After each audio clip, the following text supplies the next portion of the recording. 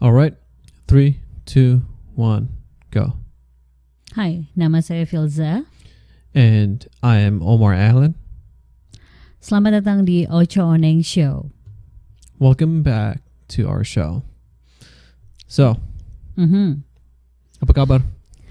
Baik. Baik. Bapak apa kabar, Pak? Aku baik-baik aja. Biarpun ada drama tadi pagi. Drama apa sih, Pak? Drama di kasur. Coba, Pak, dibuang sampahnya yang tadi pagi di sini biar pendengar Gitu ya? pada dengar. Nggak apa-apa, Pak. Mungkin pendengar pada mau dengerin komplain-komplain kita. Nggak tahu ya. Ya ini kita aja nggak tahu ada yang dengar apa enggak Iya sih. podcast kita. Terakhir aku cek ada 12 orang yang dengar. Tapi rata-rata cuma 8 menit kayaknya deh. Oh, that's okay. Ya. Terlalu panjang kali podcastnya. Ya nggak apa-apa juga sih, Pak. Yang penting kalau menurut aku sih nggak apa-apa ya. Kita punya style sendiri. Tujuan kita kan emang buat ngeluangin apa yang kita pikirin, pandangan kita, no matter what, siapa yang denger atau enggak gitu. Right? Yeah, I agree. Jadi intinya mau venting apa enggak nih, Pak? Ya ini penting juga buat semua orang yang hidup di dunia modern ini. Yep. Karena tadi pagi nih ya, baru bangun si anak kita tidur di tengah-tengah kasur. Kamu di sebelah sana, aku di sebelah satu lagi. Aku di kanan, Omar di kiri. Terus kamu nyamperin. Pas nyamperin malah main HP. Enggak, aku peluk dulu kali. Oh iya, peluk dulu ya. Terus pas aku minta ngusapin, malah main HP. Bukannya ngusapin. Abis main HP, apa lagi? Udah main HP nih ya, berantem sama orang di Instagram di belahan dunia yang satu lagi, kayak ngoceh gitu. Penting banget sih. Penting, Pak, demi hidup kita. Yeah, sure. Gak penting. Iya, I know. Karena ngerubah pemikiran seseorang melalui Facebook, Instagram, atau apapun itu ya gak bakal bisa. Mungkin bisa nanam benih, tapi gak bisa ngerubah. That's what I wanna do. Ya tapi kalau nanam benih itu bukan dengan cara kayak gitu yang dimana kebanyakan cuman emosi doang yang keluar, entah dari di orang yang kamu lagi berinteraksi dengan atau dari diri kamu sendiri. Nanam benih itu benar-benar kayak satu kata, dua kalimat dan udah. Oke.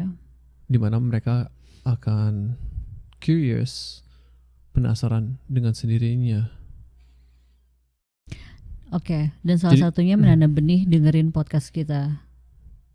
Ya. Soalnya kita lagi nanam benih nih. Ya. Mungkin kamu bilang, Ocho Oneng loh, gitu aja. Gitu ya. Ntar dia nanya, Ocho Oneng apaan?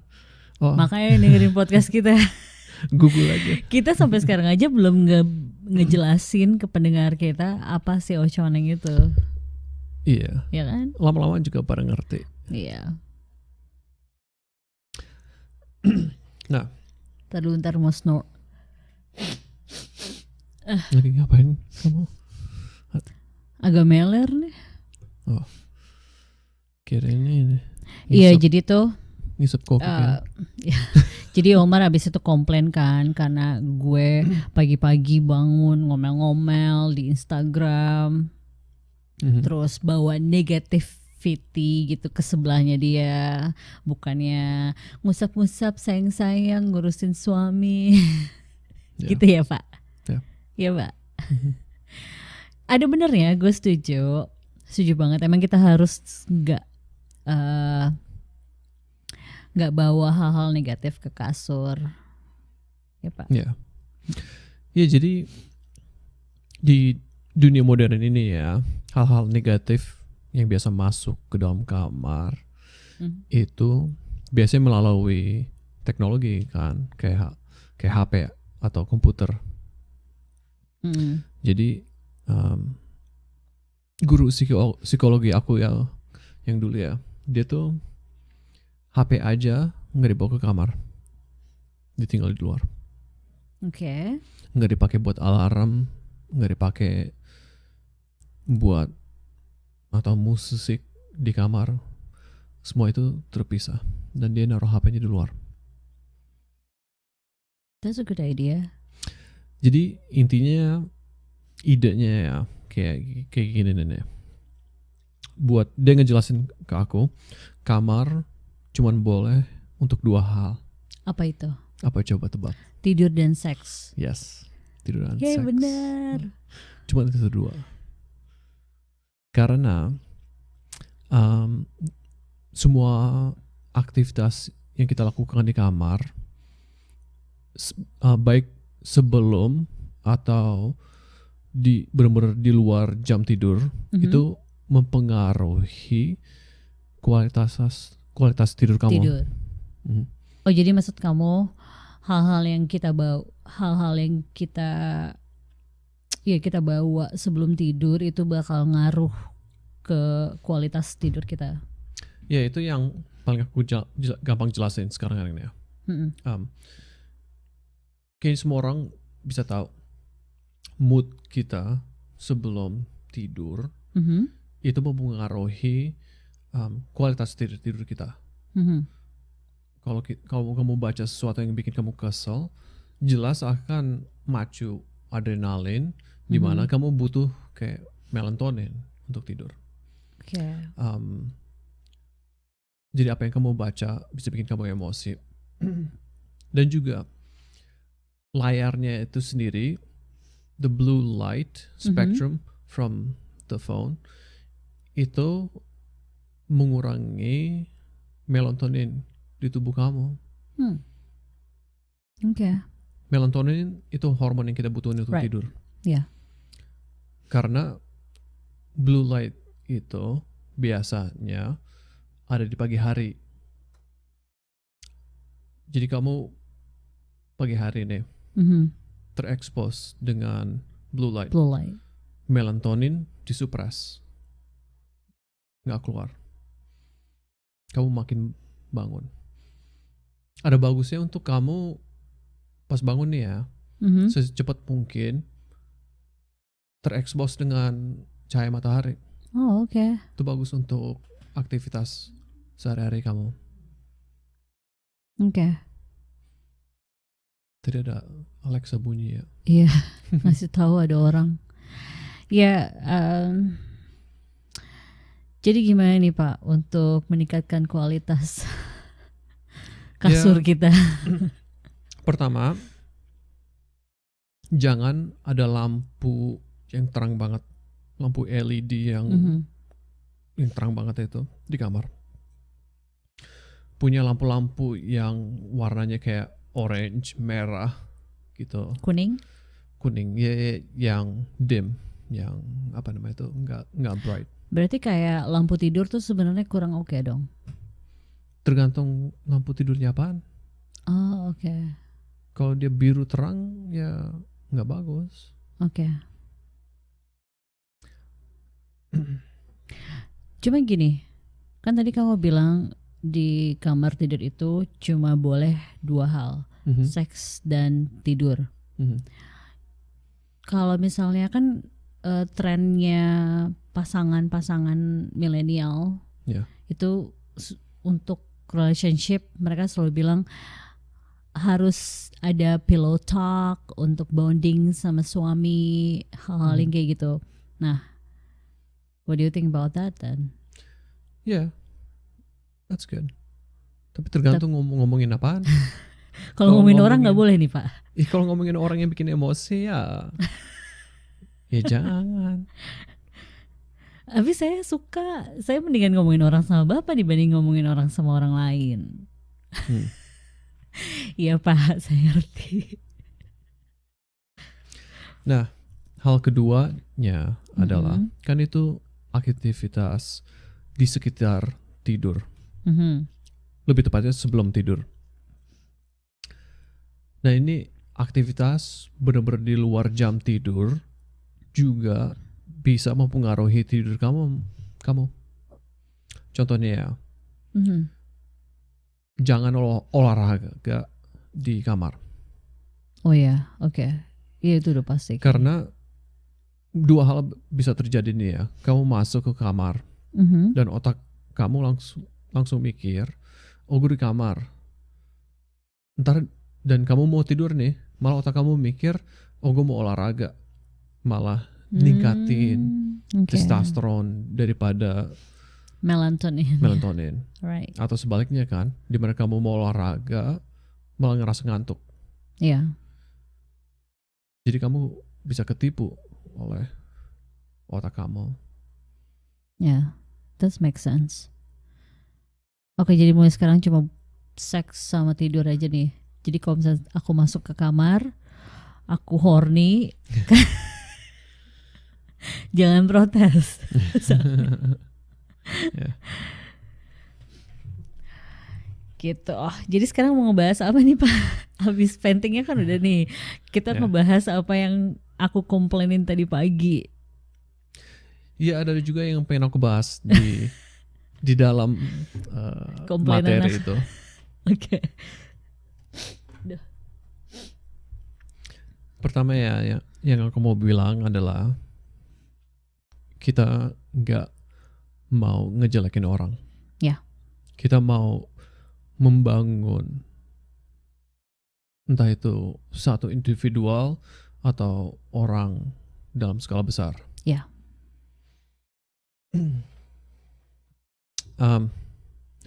Ada satu hal yang aku tangkap dari percakapan kamu di Instagram itu ya, adalah ada kata-kata yang keluar. Kamu ngomongnya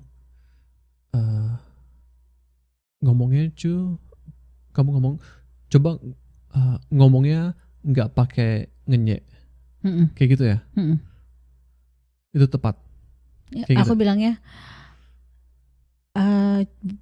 aku balas ke dia. Aku bilangnya, kenapa sih harus nyinyir? Gitu ya. Oke ya. Dan balasan dari respons kamu itu adalah, gue kayak begini kok dengan semua orang. Teman-teman dekat. Teman dekat. Right. Nah, ada banyak hal yang salah dari pernyataan itu ya.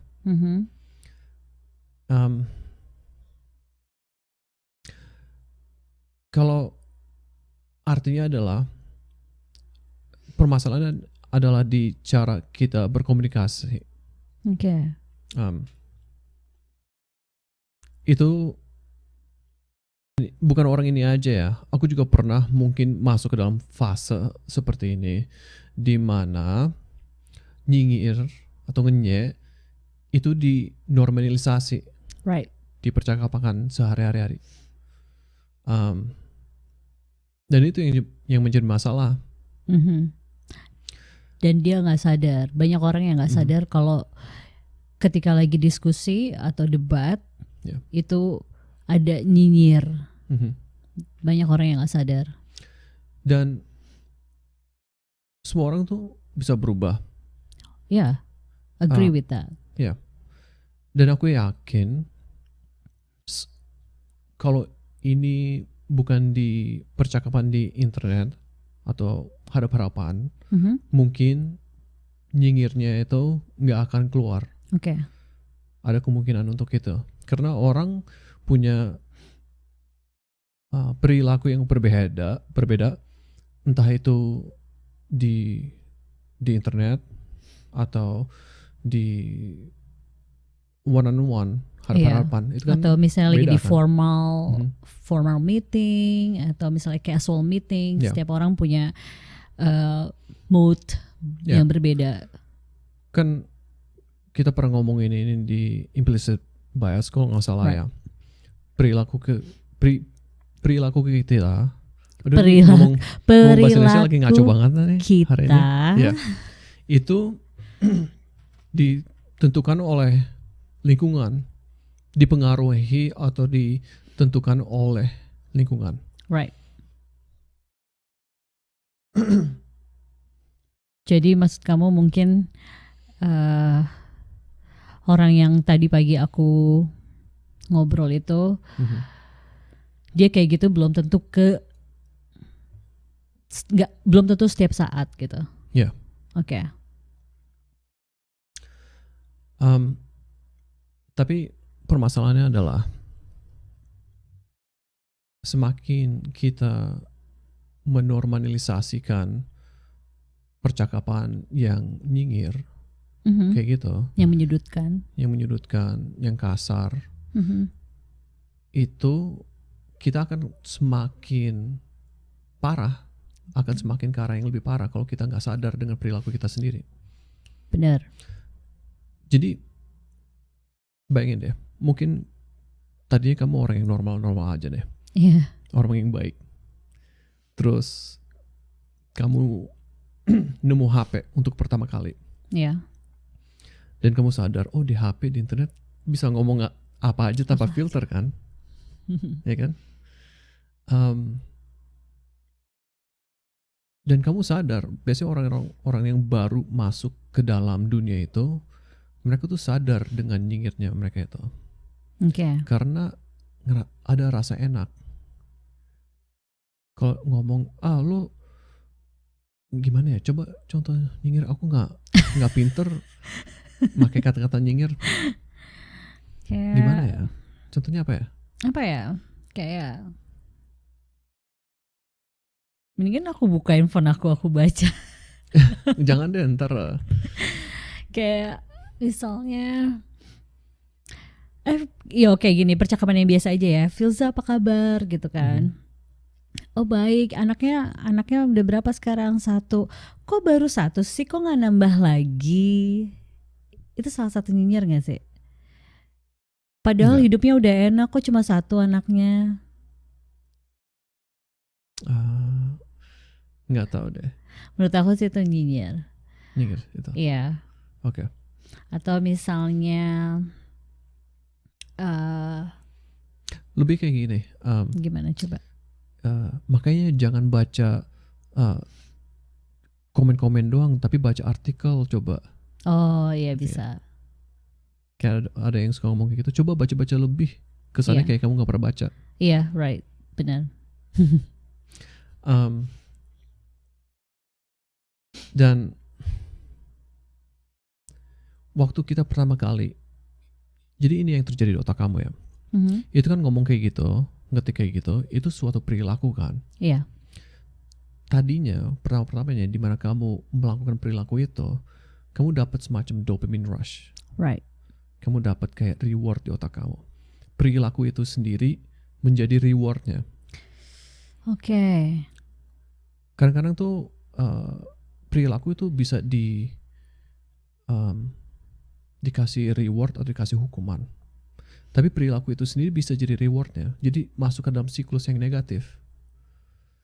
Kamu ngomong kayak, kamu ngerasa enak nih, oh gue ngenyain nih orang gitu. Dan kamu tahu ngenyain orang, kamu ngerasa enak di dalam. Iya. Tapi lama-lama reward itu hilang. Itu namanya dinormalisasi. Oke. Karena otak kamu udah bikin perilaku itu tetap. Jadi kayak habit gitu ya. Terbiasa dengan hal itu. Dan untuk dapetin reward itu lagi, kamu makin negatif. Oke. Jadi begitu kamu masuk siklus negatif itu, susah banget keluar. Oh wow. Amit-amit. Dan itu suatu perilaku antisosial. biarpun kan yang kita tahu antisosial nih, langsung pasti pendengar pada mikir antisosial. Enggak, gue nggak antisosial. Atau misalnya masa sih gue nggak antisosial. Antisosial tuh bukan berarti nggak punya temen, nggak pernah ngobrol sama orang, gitu kan. Dan mungkin juga ya, mungkin ini bisa ngebantu kalau misalnya kamu ngerasa kamu nggak antisosial. Coba bayangin apa yang kamu bisa capai kalau kamu nggak punya perilaku itu. Kamu udah ngerasa nyaman dengan diri kamu sendiri. Misalnya kamu orang yang negatif kayak gitu. Terus aku bilang ke kamu, itu negatif, jangan kayak begitu. Terus kamu bilang, gue udah punya temen kok, gue udah punya ini, hidup gue enak. Coba aku balas kamu, bayangin hidup kamu bisa lebih hebat lagi kayak gimana kalau kamu nggak kayak gitu. Oh iya benar juga ya. Gitu. Kadang-kadang tuh kita suka nyaman di dunia negatif kita sendiri. Iya benar. Nggak bisa ngelihat, nggak bisa berimajinasi ke apa yang bisa kita capai karena udah nyaman. Makanya saya butuh Bapak. Makanya kalau lagi negatif itu langsung menggebu-gebu nyari Bapak, karena Bapak tuh positifin saya selalu. Ya, makasih ya. Iya. Aku suka ngerasa berguna. Iya. Oh. Makanya tuh aku nggak pernah suka dengan engage di aktivitas kayak gitu. Karena berbeda banget dengan kepribadian aku. I see. Iya. Dan aku pernah nih ya masuk grup Facebook Indonesia, kamu tau lah. Masuk grup Facebook Indonesia di Amrik. Iya. Dan itu negatifnya parah banget. Iya itu negatif. Udah gitu pas banget lagi kampanye presiden, pemilihan presiden ya. Abis itu COVID. Udah parah banget deh. Dan isinya tuh bener-bener kayak pengen ngancurin orang, pengen lo salah gue bener. Ya ini loh yang jadi masalah banyak orang yang akhirnya pengen ngerasa lebih baik, pengen muji diri sendiri dengan ngejatuhin orang. Ya. Itu tuh, aduh nggak ngerti deh. Kenapa bisa kayak gitu ya? Ya, kenapa bisa kayak gitu tuh panjang dan banyak yang banyak alasannya. Banyak alasan, benar. Dan yang kamu debatin sebenarnya dengan teman kamu itu pada dasarnya adalah COVID ya kan ya? Vaksin ya? Iya Pak. Dan itu salah satu hal yang pengen kita omongin hari ini. Iya. Kita mau ngebahas tentang pantaskah vaksin, pemerintah menjual vaksin di saat pandemi kayak begini gitu. Itu yang mau aku share. Ya jawabannya jelas enggak pantas. Right. Tapi apakah pantas di dalam sistem kita sekarang? Mungkin. Maksudnya? Pertama kita harus ngerti semua permasalahan yang kita hadapi di pandemik ini, permasalahan di respons kita terhadap pandemik ini, dikarenakan kita hidup di sistem kesehatan for profit. Sistem kesehatan di mana itu berdasarkan bisnis. Banyak negara-negara maju lainnya atau yang nggak begitu maju itu sistem kesehatan ya universal healthcare, gratis. Jadi maksudnya oke-oke aja gitu dengan vaksin dijual. Ya di dunia yang ideal ya enggak gratis. Tapi jujur aku rada kurang tahu juga kayak kondisi di sana dan kenapa mereka bikin keputusan untuk gratis. Dan tadi sih Coba kita bahas, kita ya explore. kita bahas ke itu. Cuman ini sebelum kita ngelanjutin, sebenarnya udah dicabut, nggak dicabut, dibilangnya ditunda. Penjualan vaksin itu ditunda sama Indonesia, sama pemerintah. Oke.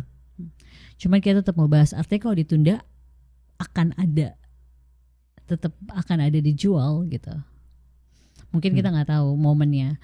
Cuman kita mau ngebahas pandangan tentang vaksin dijual saat ini. Ya, duitnya untuk apa? Nggak tahu sejauh ini. Dan vaksin yang dijual itu awalnya bilangnya hanya Sinopharm. Oke. Tapi Dan itu dari Beijing. Ya. Dan penjualannya itu di bawah, penjualannya itu hanya di Kimia Farma. penjualannya hanya di Kimia Farma. Apa itu maksudnya? Kimia Farma tuh apotek, perusahaan obat, ya apotek Indonesia.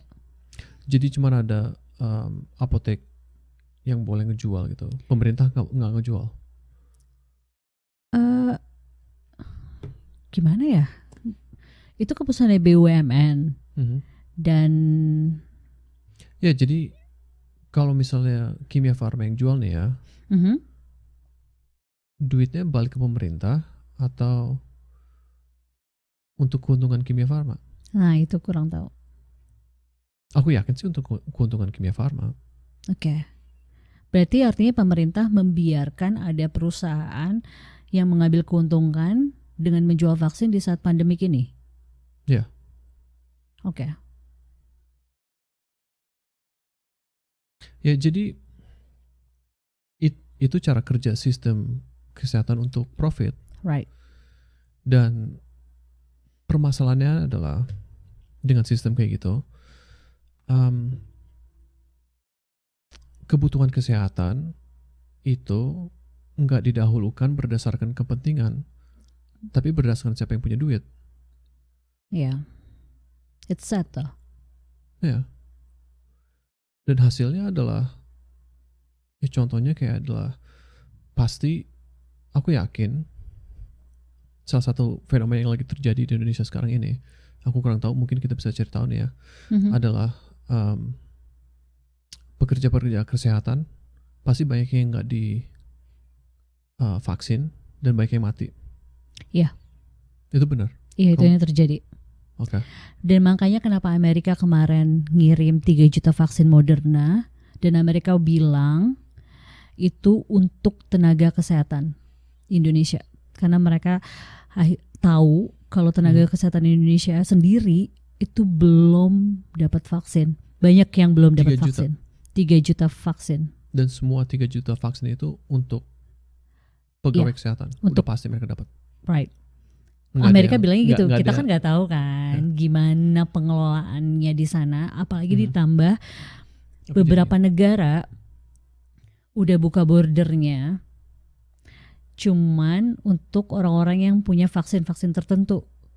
Nah, vaksin yang dipakai di Indonesia itu Sinovac itu nggak masuk ke dalam list negara-negara yang open border.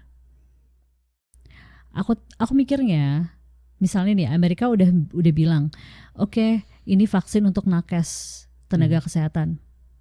Cuman kan kita nggak tahu, itu Moderna loh yang diakui di hampir semua negara untuk masuk ke dalam negaranya, gitu. Takutnya kan banyak aja gitu pejabat-pejabat atau misalnya orang-orang yang menengah ke atas, oh ada Moderna nih di Indonesia. Diambil untuk diri mereka sendiri. Diambil diri mereka sendiri karena mereka pengen ngambil keuntungan sendiri. Mereka pengen keluar negeri, pengen jalan-jalan, liburan, whatever. Ya. Ini bukan suzon. Well, itu cara kerja. That's di sana kan. Dan itu aku nggak ngomongin itu sesuatu yang buruk ya, tapi kita kita ngebikin sistem di mana ya membiarkan orang-orang itu yang akan didahulukan. Right. Dimana ya seharusnya yang dahulukan adalah pekerja kesehatan dan orang-orang yang rentan supaya nggak gampang nyebar. Kalau misalnya kita mandang kesehatan berdasarkan kepentingan kesehatan, tapi itu bukan cara kerja di Indonesia dan bukan cara kerja di Amerika. Ya, Amerika dan Indonesia sama aja kurang respons lebih. pandemik mereka. Bedanya adalah Amerika punya banyak duit. Jadi lebih cepat gitu ya. Ya, tapi dibandingin negara-negara maju lainnya, Right. Indonesia, Amerika Jauh jauh banget. banget. Dan sempat dapat kiriman postingan bahwa ternyata yang dijual nggak cuma Sinopharm. Oh ya. Ternyata semuanya, dan ada Pfizer juga, ada Moderna juga. Tapi aku sendiri belum menelaah lebih jauh itu bener apa enggak postingan itu gitu. Cuman kalau misalnya dilihat nih ya, kan mereka ngeklaim Singapura juga ngejual kok vaksinnya.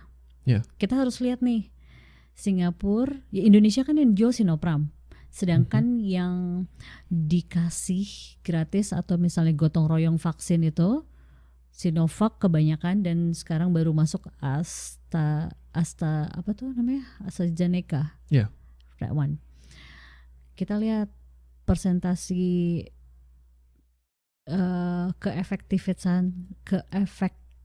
gimana? Coba Bapak tolong saya, Pak. Effectiveness? Yes. The effectiveness of vaksinnya yang dijual sama yang digratisin pemerintah Indonesia gimana gitu. Yeah.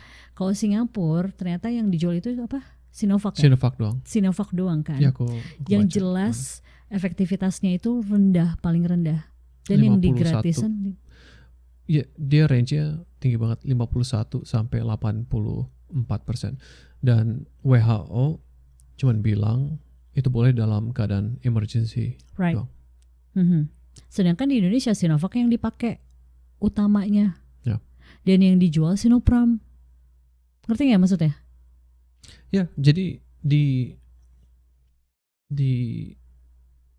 kalau kamu mandang again sistem kesehatan dari keuntungan, itu hanya natural untuk bikin tiers berdasarkan uang.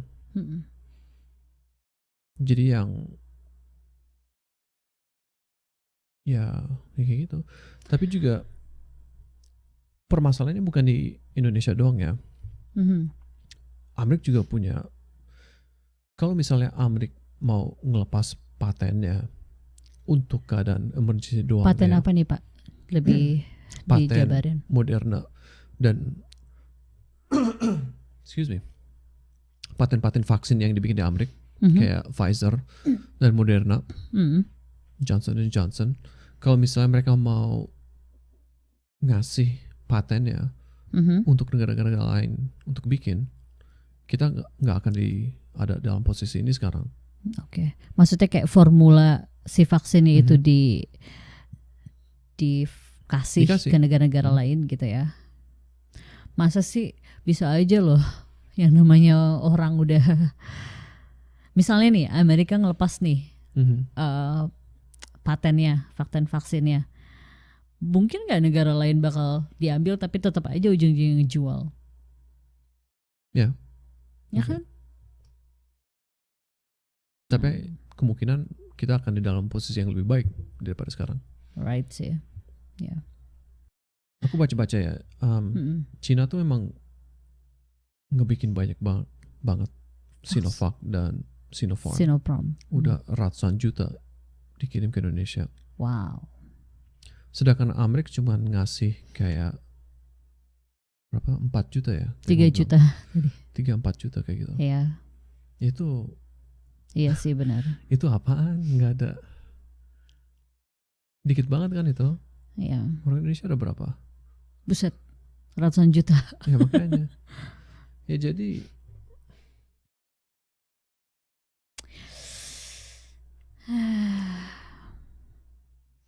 cuman ya tetap ya, aku masih kesel gitu dengan alasannya mereka, kenapa mereka mau ngejual gitu kan. Alasannya katanya ya buat yang nggak mau ngantri, karena banyak temen-temen gue yang menengah ke atas Ya. nggak mau ngantri, Mhm. yang punya duit Mhm. Dan belum tentu Dan- mereka perlu. dan belum tentu mereka perlu, benar. Dan apa namanya, makanya, dan supaya cepat penyebaran vaksin, makanya kita adain vaksin berbayar. Aku beneran gak masuk logika. Mhm. Pengen cepat ada pengen cepat vaksin tersebar, kita jual aja vaksin kita. Yang gratis aja pada nggak mau, ini mau dijual. Saya mulai emosi nih Pak. Ya. Ya, Ini logika pertama, ini logika anak SD. Kalau mau vaksin cepat artinya diapain? Pertama, penyebarannya lebih disebar lagi. mhm. Sosialisasi ke masyarakatnya lebih ditekenin lagi. Kalau bisa mungkin door to door, bukan dijual Ya. gitu.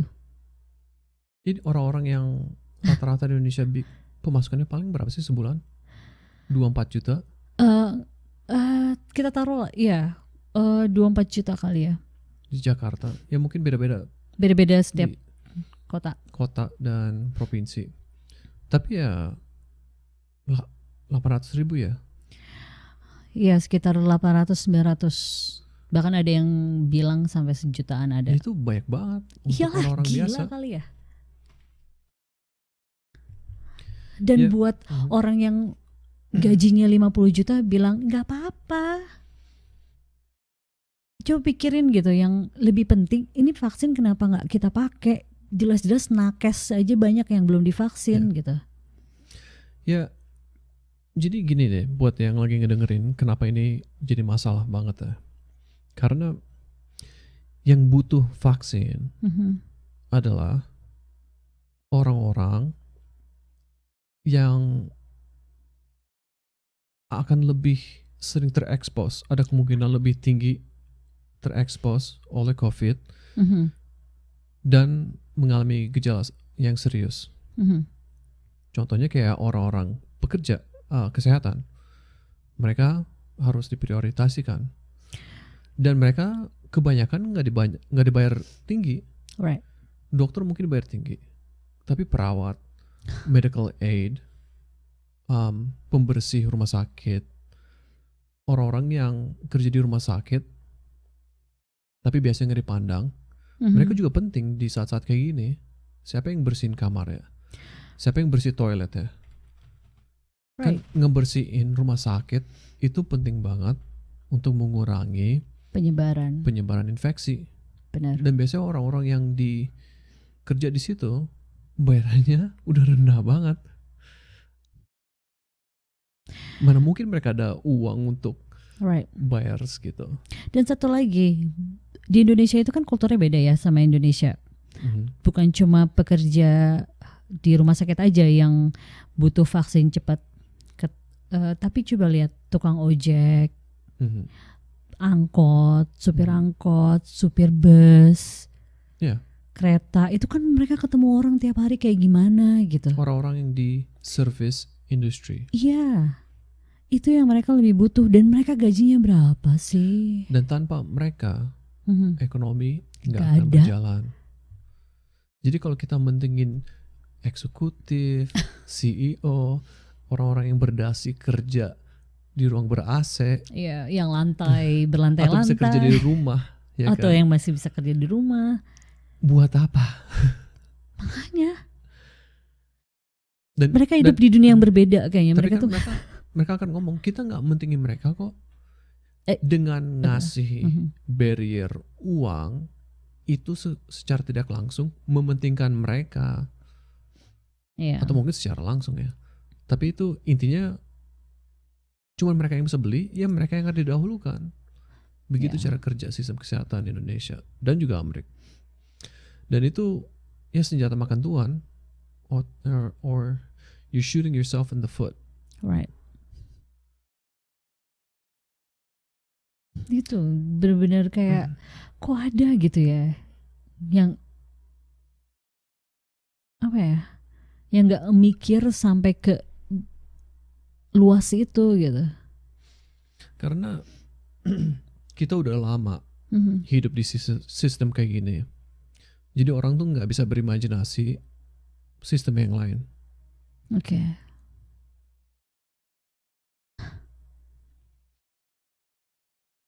Ya mereka mikir kesehatan adalah Privilege. privilege atau tanggung jawab diri sendiri. Di mana seharusnya tanggung jawab kita bersama. Right. Aku suka ngasih contoh ya. Gara-gara pandemik ini ya, aku Mhm. yakin kalau misalnya kita ternyata bener nih UFO yang kita lihat selama ini ternyata emang ada alien Oh ya. dan mereka memutuskan untuk menginvasi bumi. Oke. Oke. Aku yakin respon kita adalah siapa yang bisa bayar lebih banyak duit untuk kita defend, untuk kita bela. Oh, enggak, bukan gitu. Kamu waktu itu pernah tanyanya gini. Kalau misalnya ada alien datang ke bumi ini, terus alien bilang setiap dalam satu hari kita makan manusia, Yeah. right? Dan kamu bilang kamu yakin pasti bakalan ada pemerintah yang bilang siapa yang bisa bayar lebih, dia yang nggak akan kita kasih ke alien, Yeah. right? Itu sama aja. Benar. Ya juga ya. Wait, ini penting banget yang buat yang alien ini juga. Tadi pagi baru lihat ada berita bahwa pejabat-pejabat minta pemerintah bikin rumah sakit khusus untuk pejabat-pejabat. Karena mereka tidak mau ngantri-ngantri di rumah sakit. Karena mereka udah tahu nih rumah sakit di mana-mana udah penuh. Banyak banget yang nggak dapat yang nggak dapat rumah sakit ketika mereka udah parah akhirnya meninggal. Pejabat-pejabat ketakutan lah, Mbak. Dan mereka minta bikin rumah sakit khusus pemerintah. Dan mereka akan ngejual dengan gini. Well, mereka punya duitnya. Dan setelah ini semua udah berakhir, rumah sakit itu akan bisa diakses orang-orang biasa. Tapi nggak akan kayak gitu. Nggak akan.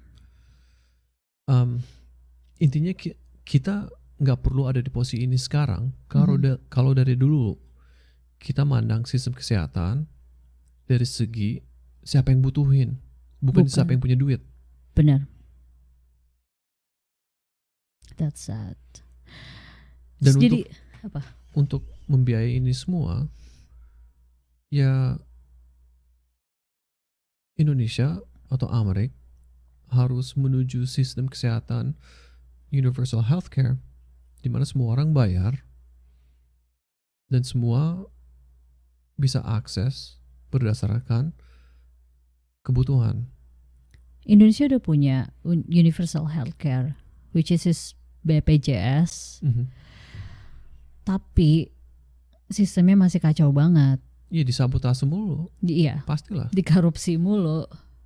Dan banyak, bahkan kalau nggak salah ada satu rumah sakit yang tutup, gulung tikar, bangkrut karena pemerintah nunggak bayar tagihan BPJS-nya gitu ke rumah sakit itu. Rumah sakit nggak punya duit jadinya. Kayak bantuan sosial aja dikorupsi selama pandemik ini. Ya orang-orang sekarang tuh udah mulai sadar dan pada kesel dengan sistem ini karena kita dijual ke kita ya. Kalau misalnya bisnis atau CEO atau eksekutif mereka bikin banyak duit, banyak profit, uang itu akan dikumpulin dan dipakai untuk kepentingan kita semua, akan menyebar. Tapi buktinya nggak gitu kan? Enggak. Duitnya nongkrong di situ aja, dipakai untuk kepentingan mereka sendiri. Dan nggak turun tuh duit ke kita. Ya, nggak Alright. turun, nggak nyebar keuntungan itu semua. Ini kau pakai filosofi alien ya. Aku sempat mikir, misalnya nih di kehidupan masa depan, ternyata kita bisa hidup di Mars, bumi udah hancur nih kan, mau hancur. Akhirnya para eksekutif itu bilang cuma yang bisa bayar doang kan. Ayo kita bangun hidup kita yang baru di Mars dengan biaya sekian, kamu bisa ikut kita di Mars. Otomatis yang bisa bayar adalah orang-orang yang punya duit kan. Dan bisa berangkat lah mereka akan ke Mars. Pas sampai Mars, emang mereka mau ngebangun dunia mereka dari awal lagi? Siapa? Mereka semua gak ada yang mau kerja. Mereka butuh buruh. Dan mereka gak mikir itu. Ya. Tapi juga dalam proses pembangunan roket itu berdasarkan tenaga kerja kita semua. Iya. Tapi mereka yang menilai harga tenaga kerja kita. Bukan kita yang menilai, bukan sistem ekonomi yang menilai. Benar. Mereka dengan persepsi subjektif mereka menilai berapa harga buruh-buruh. Itu bukan berdasarkan market. Kita semua tuh dibilang, oh harga suatu barang, suatu service berdasarkan barang-barang yang diperlukan, ya kan? Untuk melakukan produksi itu. Padahal enggak. Bukan itu doang. Mereka selalu fokusnya di situ, tapi nggak pernah mau membahas gaji-gaji eksekutif dan CEO, dan nggak mau ngebahas profitnya. Jadi mereka cuma bilang, oh ini harga mahal karena gaji-gaji buruh. Oh ini harga mahal karena biaya produksi. Oh ini harga mahal karena transportasi. Tapi begitu ditanya, well kenapa gaji eksekutif dan CEO 100, 1000, 10.000 kali lipat dibandingkan gaji buruh? Langsung pada meledak otaknya. Apaan tuh gaji? Langsung pada apaan tuh profit? Oh kita kerja lebih keras dibanding mereka, makanya kita pantas dibayar segitu. Menyedihkan ya. Kamu kok punya minum, saya nggak punya minum. Kayaknya kita harus nih bikin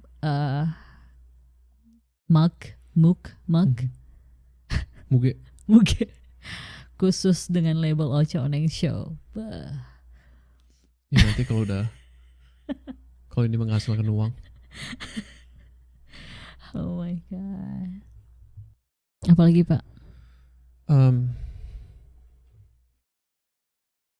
Ya apalagi yang kamu pengen explore mengenai COVID? Pengen explore mengenai COVID. Oh, aku ada nih. Kemarin kan kita sempat ngomongin empati di Indonesia. Karena aku pernah bilang ya, satu-satunya yang akan menyelamatkan Indonesia nih ya adalah jiwa gotong royong mereka. Benar. Jiwa gotong royong yang biasanya terasosiasikan dengan masyarakat yang kolektivistik. Nah, biasanya, dan aku juga baru ini itu adalah di masyarakat yang kolektivistik, tingkat empati mereka lebih tinggi dibandingkan negara-negara individualistik secara rata-rata. Tapi itu selalu nggak benar. Karena survei mengenai empati di berbagai negara itu sedikit amburadul. Karena mungkin pengertian empati kita masih rendah ya. Tapi intinya bisa dibilang negara-negara yang kolektivistik itu punya kecenderungan untuk punya rasa empati. Tapi ada beberapa survei yang nunjukin bahwa negara-negara yang punya program-program yang program-program yang membantu orang lain yang kesusahan, negara-negara yang bisa dibilang negara sosialis, seperti di Eropa, contohnya kayak asuransi kesehatan gratis, universal healthcare, perumahan bisa gratis juga. Right. Perumahan itu hak hidup. Pendidikan juga. Kan itu kita bisa mikir, wah tuh orang-orang rasa empatinya tinggi juga ya. Tapi ternyata enggak. Empati mereka justru di bawah negara-negara yang enggak punya program-program seperti itu. Kenapa gitu? Ya aku juga dari kemarin mikirin ya. Kita tahu bahwa empati ada lokasi di otak kita. Dia ada physical structure in our brain. Jadi kita bisa tahu dengan imaging teknik, kalau kita kasih foto-foto atau pernyataan-pernyataan yang membangkitkan rasa empati, kita bisa lihat proses itu di otak. Oh, oke. So, jadi kayak ada yang aktif gitu ya? Ya. Dan orang yang nggak punya rasa empati, aktivitasnya lebih rendah. Tapi punya rasa empati belum tentu perilaku kamu itu altruistic. Altruistic itu adalah melakukan sesuatu untuk keuntungan orang lain berdasarkan kamu ngorbanin sesuatu untuk keuntungan orang lain. Itu altruistic. Jadi empati adalah kamu bisa merasakan secara emosi apa orang lain sedang mengalami sesuatu, ya kan? Misal kamu lagi sedih, aku bisa ngerasain sedih. Simpati, aku cuma ngomongin simpati lebih cepat. Simpati itu kayak satu level di bawahnya. Dimana kayak kamu lagi sedih dan aku sadar, oh kamu lagi sedih. Dan udah, itu simpati. Tapi aku gak ngerasa sedih. Empati, aku bisa ngerasa sedih. Altruistic adalah aku bertindak untuk gak bikin kamu sedih. Oke, gimana kalau aku mau ngeluarin duit, ngajak kamu keluar. Itu aku berbuat altruistic. Jadi maksud kamu dengan tidak adanya empati, belum tentu sikap apa tadi? Perilaku altruistik kita. Altruistic, ya. Itu keluar. Jadi bagusnya di sini. Hanya karena kamu orang yang nggak bisa berempati, belum tentu kamu nggak bisa altruistic. Ngerti. Kamu misalnya nggak punya rasa empati nih, kamu masih bisa berbuat baik. Dan ada banyak hal yang bagus dari berbuat baik. Itu bikin kamu lebih disiplin, bikin kamu lebih menghargai diri kamu sendiri, menghargai waktu kamu sendiri, bikin kamu lebih berproduktif dan lebih sosial. There's all sorts of good things that comes out from doing good. Good thing. Nah, tapi kan masih ada sesuatu yang aneh dengan empati. Kenapa di negara-negara yang empatinya tinggi, sesuatu yang altruistik itu rendah? Program-program altruistik itu rendah kayak di Indonesia, kayak di Amerika. Kenapa? Aku nggak tahu, tapi menurut aku ya, empati itu nggak terbuat dengan sendirinya. Itu bukan sesuatu yang terjadi karena natural manusia empati, tapi terjadi terbentuk dikarenakan kondisi. Jadi mungkin ya, empati suatu fenomena yang lahir, yang tercipta dari seseorang nih ya, karena kondisi di sekitar mereka. Oke, jadi berdasarkan dengan lingkungan, pengalaman hidup. Ya, jadi kalau misalnya ada orang lagi kesusahan, ya kan, orang lain selain kamu, dan itu ada di mana-mana, kamu ngeliat itu akan ada suatu saat di mana kamu ngerasa, will I be like that? Apakah aku akan seperti itu? Gitu. Jadi jangan ngerasa nyaman dengan pernyataan di mana, wah, orang Indonesia orangnya banyak yang berempati. Oke. Mungkin itu gejala suatu penyakit. Wow. Berasa ditampar dengarnya. Ya, kalau misalnya kondisinya udah buruk banget, kita semua manusia pada dasarnya kita pengen survive bersama. Oke. Bukan buat diri sendiri doang. Enggak. Oke. Ada orang yang punya kepercayaan itu ya, di mana semua manusia itu adalah individual yang egois. Semua perbuatan kita berdasarkan keuntungan diri kita sendiri. Entah itu berbuat baik, altruistik, atau ya apapun itu ya. Karena pada dasarnya kita mikir, oh kalau kita berbuat baik, kita akan dapat sesuatu. Iya. Tapi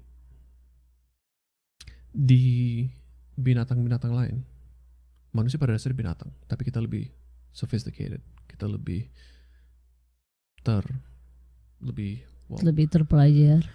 terpelajar dalam pemandangan kita sendiri, ya kan? Ini banyak yang setuju nih yang dengar. Nah, tapi pada dasarnya we're all animals, yeah. Okay? Dan di binatang-binatang lain ada fenomena altruistik. Contohnya kayak ada burung-burung, atau kayaknya kita ambil contoh burung.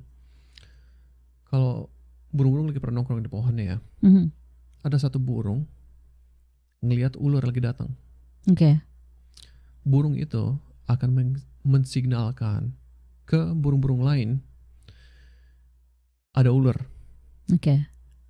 Tapi dengan dia mensignalkan ada ular itu akan datang ke dia, dan dia yang akan dimakan dan mati.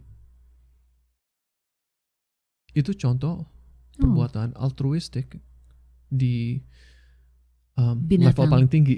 Ya kan? Kamu ngorbanin nyawa kamu sendiri untuk keselamatan spesies kamu. Ya. Itu gak bisa dibilang egois kan? Enggak. Dan kita ngelihat hal-hal kayak gitu di manusia, terutama kayak ya kalau misalnya ada anak lagi jalan terus tiba-tiba ada batu, ada longsor, pasti ada orang tua, apalagi yang udah pernah punya anak. Iya benar sih. Nyoba nyelamatin anak itu dengan menaruhkan nyawanya sendiri. Benar. Tapi kita hidup di sistem di mana hal kayak gitu dilupain, di deny, dibilang nggak ada hal kayak gitu. Iya. Kita ditanam benih.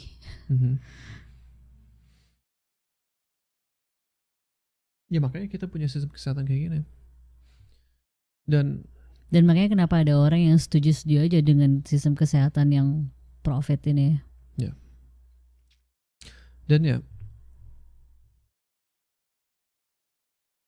akan ada orang yang bilang, ya kan kita butuh bikin duit, we need money to advance, kita butuh uang untuk membangun sesuatu yang lebih baik. Tapi pada dasarnya ada beberapa hal yang nggak bisa dijadikan keuntungan, terutama hal-hal yang kalau kita jadikan sistem keuntungan dan kita nggak dapat, kita akan mati atau kita akan nggak bisa berproduksi yang secara normal. Contohnya kayak gini, kalau misalnya ada orang ngomong semua air itu untuk keuntungan private, bukan public. Private ownership air. Ya semua orang akan fokus dengan beli air kan. Tanpa air kamu nggak bisa hidup. Right. Coba bayangin kalau misalnya air di Indonesia, semua sumber mata air Indonesia cuma dimiliki beberapa koperasi. Dan mereka bisa menentukan harganya sesuai kemauan mereka. Otomatis ya semua uang akan diserap. Bisnis-bisnis yang lain akan mati karena orang akan bilang okay, well kita kurangin uang untuk pendidikan. Ini kalau kita ngomongin keluarga biasa ya. Right. Kita kurangin uang untuk beli mainan. Kita kurangin uang untuk memperbaiki rumah. Kurangin beli uang mobil, untuk apapun gitu. Apapun itu, iya. Tapi kan kalau kita beli sesuatu, itu kan ke pekerja lain kan. Iya. Itu langsung masuk ke dalam ekonomi lagi kan. Right. Ya itu yang nggak habis pikir ya sama orang-orang eksekutif di atas itu ya. Mereka terus nyedot apa yang ada di bawah, duit dihabisin, pajak tinggi segala macam, tapi nggak balik lagi duitnya. Gimana orang-orang di bawah ini beli sesuatu, sedangkan jelas-jelas ekonomi itu berjalan ketika ada produksi dan ada pembeli gitu. I don't know. Ya, sistem kesehatan adalah salah satu sistem yang nggak bisa untuk for profit. Right. Nggak bisa. Karena kita akan mengeluarkan uang segimanapun untuk hidup dan hidup yang nyaman. Benar. Mungkin ada beberapa hal yang di sistem kesehatan nggak perlu 100% free gitu. Misalnya kamu mau tummy tuck, ya kan? Atau misalnya mau operasi kecantikan, mau gedein toket, ya boleh deh. Itu dari boleh. Ya kalau aku ngomongin, ya kalau kamu mau ya sana lagi. Tapi intinya itu kan lebih kosmetik kan. Ya itu okay lah ya gitu. Maksudnya boleh di privatein gitu. Iya. Tapi kalau kita ngomongin pandemik, di privatein, pandemik itu nggak mandang siapa yang punya duit, siapa yang nggak punya duit, siapa yang kelas sosialnya tinggi, siapa yang S2, siapa yang S1. Iya. Semuanya bakal kena. Dan mereka juga nggak mikir gitu. Ketika cuma orang eksekutif doang yang dapat vaksin dan orang miskin gak dapat vaksin, itu bakal pengaruh cuy ke apa namanya si virus itu gitu. Ya. Apa namanya tuh? Mutasi virus. Ya karena jelas orang-orang yang di bawah itu lebih banyak daripada orang yang di atas kan. Dan mereka masih aja tetap mau itu yang eksekutif. Oh my god. Jadi intinya semakin sering virus itu bisa lompat dari satu orang ke orang lain, semakin tinggi kemungkinan untuk dia mutasi. Benar.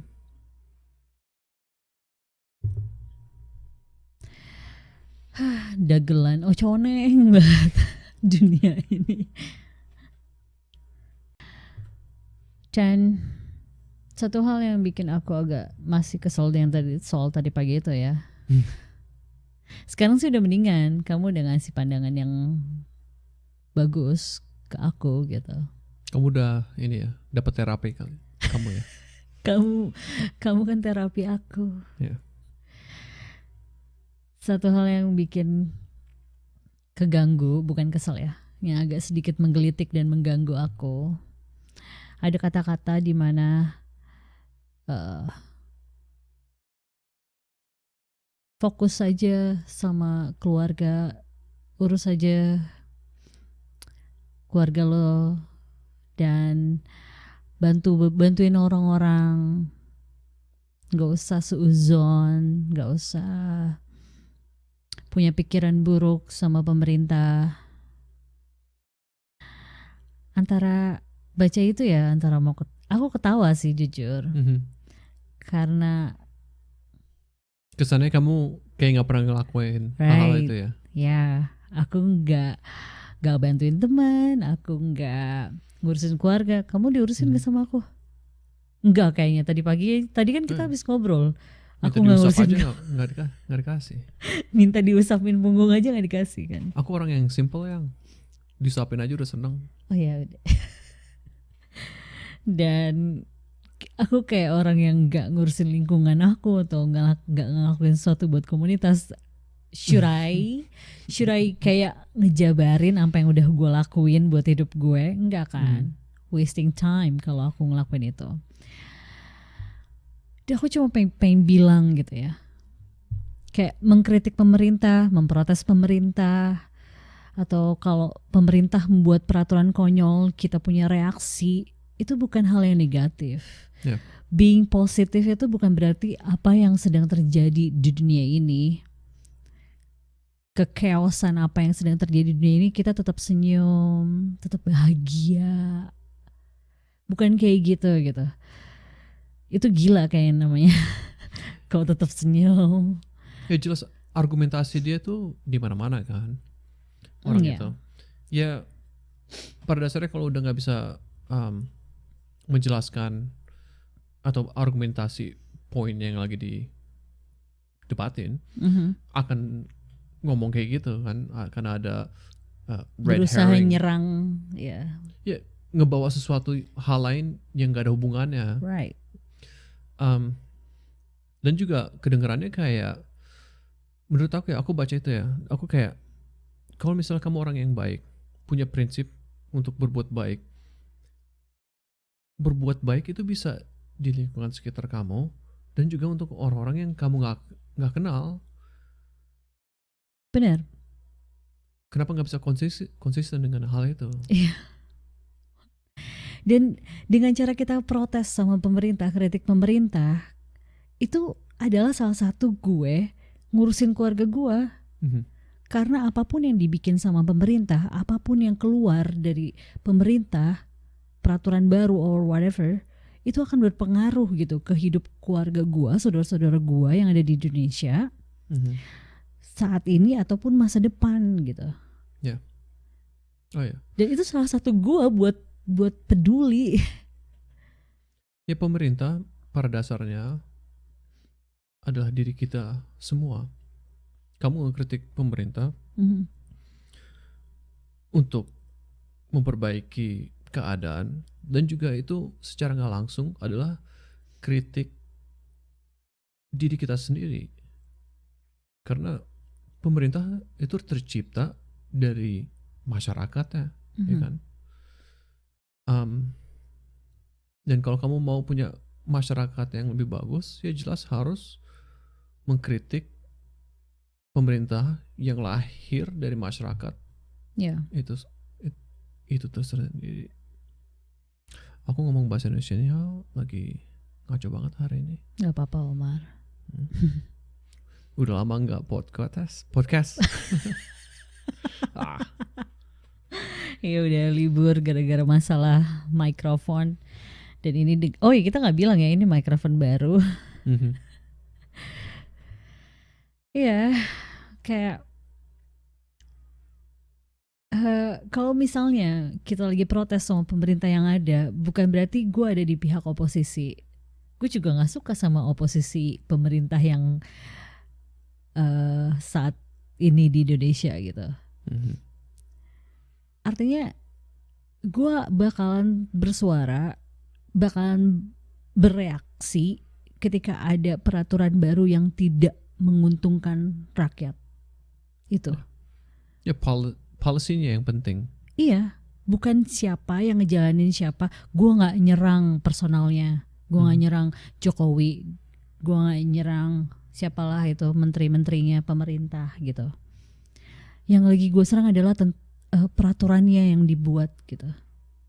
Ya. I mean like satu hal lagi ya, don't tell me kayak gimana cara gue ngejalanin hidup gue gitu. Iya, itu udah dinormalisasikan di percakapan hidup kita, terutama di internet. Dan itu emang benar-benar bikin Itu kita toxic jadi banget. antisosial. Ya, itu antisosial bener. Toxic parah banget gitu. Ngedikte orang gimana untuk how to live gitu. Ya. Ya, yang sedihnya adalah hal-hal kayak gitu yang jadi besar. Jadi maksud aku gini, orang itu kan dynamic. Kita nggak bisa ngeliat orang dari satu sisi doang, bagaimana mereka berinteraksi di Facebook atau Instagram. Tapi kadang-kadang tuh orang suka ngambil mentah-mentah. Jadi mereka ngeliat apa yang mereka posting di sosial media, itulah orang itu. Padahal enggak. Orang itu lebih dynamic daripada itu kan. Benar. Ya aku yakin ini bukannya artinya orang ini bukan orang yang nggak baik ya, tapi ada cuma satu aspek doang yang kita bahas. Iya. Iya benar.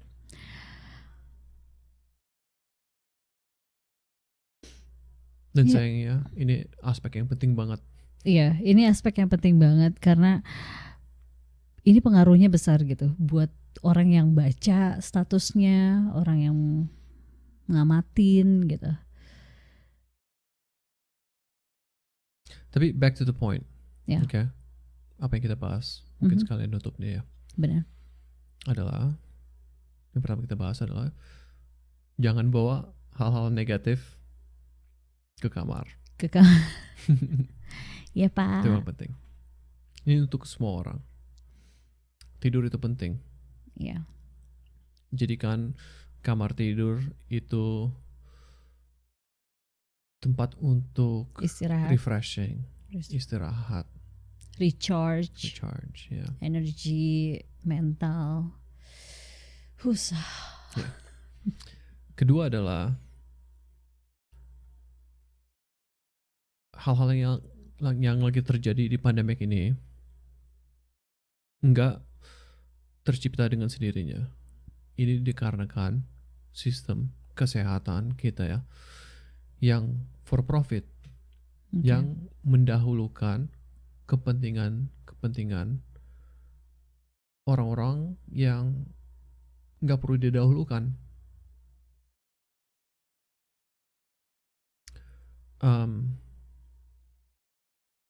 Terus apa lagi? Apa lagi yang kita omongin? Cara kita berkomunikasi. Iya. Hindarin cara berkomunikasi yang negatif karena dia itu self-reinforcing. Semakin banyak kamu berkomunikasi seperti itu, semakin normal, semakin kamu akan terpuruk. I see. Ya contohnya kayak politikus terkenal di Amerika, kayak Trump. Trump begitu datang ke dunia politik dengan bahasa negatif ya, sekarang normal. Dan lahir politikus yang lain yang lebih parah daripada dia. Oh my God. Dan si Trump sendiri juga akan makin parah. Dan kita semua nggak ini dari itu, nggak kebal dari hal itu. Kita semua bakalan kebal dari hal itu. Bukannya kebal artinya kayak nggak bisa kena. Enggak. kalau nggak kebal, Iya. iya. Oke. Intinya jangan membiasakan berbincang dengan Nyinyir, ngenyek, ojo ngenyek. oneng, negatif. Mm-mm. Apalagi kalau ada yang ngasih tahu. Kalau dia ngasih tahu, coba lihat ke dalam diri sendiri, jujur dengan diri sendiri. Right. Oh iya, mungkin seharusnya gue nggak ngomong kayak gitu. Karena kamu kalau udah ngerasa gue kayak gini sama semua teman-teman gue, well, coba bayangin kalau kamu nggak kayak gitu, Iya benar. punya lebih banyak lagi teman, bisa lebih berproduktif, bisa nyampein ide-ide kamu dengan cara yang lebih baik, Right. lebih ampuh. Thank you Pak Omar. Ya. Ya. Ya aku juga kadang suka masih kayak gitu sih. Karena enak jatuhin orang. Enak, emang enak. Iya benar. Cuman intinya adalah sadar, sadar, sadar. Itu paling penting. Punya kesadaran itu penting. Alright. Terima kasih sekali lagi sudah menjadi Kayaknya terapi saya. ini juga terapi buat aku. Dan latihan ngomong bahasa Indonesia. Kayaknya berikutnya ya, aku pengen ngomongin pandemik ini, tapi berhubungan dengan climate change. Oh wow, ini tambah berat. Oke. Enggak berat-berat banget. Penting buat untuk orang-orang Indonesia untuk tahu apa hubungannya climate change dengan pandemik ini dan pandemik berikutnya. Karena kita akan punya pandemik berikutnya. Kita bakalan hidup berdampingan dengan pandemik selanjutnya. Ya. Right. Itu pasti. Alright, thank you buat yang udah dengerin, biarpun cuma 8 menit dari rata-rata, tapi nggak apa-apa. Mudah-mudahan apa yang kita sampaikan itu jadi salah satu informasi dan pilihan informasi buat kalian semua. Ada tambahan Pak? See you later. See you later. Bye. Bye.